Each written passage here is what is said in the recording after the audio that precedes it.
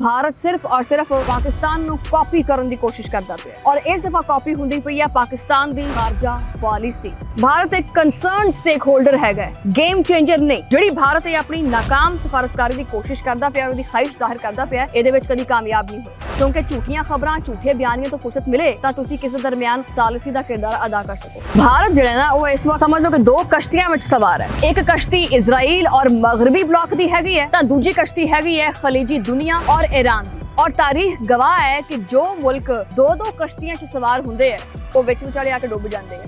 मोदी जिहड़ा हैगा वो इजराइल दे अगे पुठा लम्मा पिया होया, दफाई मुआहदे चलदे पे है, इंटैलीजेंस ताबून चलदा पिया है। पर मैनूं ईरान दी समझ नहीं आ रही कि ईरान ने आबनाए हुरमुज़ दे विचों इहदे जहाज़ नूं लंघण क्यों दित्ता है। गल बड़ी सीधी जी है। भारत आलमी सफारतकार बनन दी कोशिश तां जरूर करदा पिया, खलीजी ममालिक दे नाल राबते भी वधांदा पिया, लेकिन इहदी पॉलिसी दे विच बहुत वड्डा तज़ाद। एक पासे इजराइल दे नाल खड़ोता है और दूजे पासे मुस्लिम दुनिया नाल। वाह।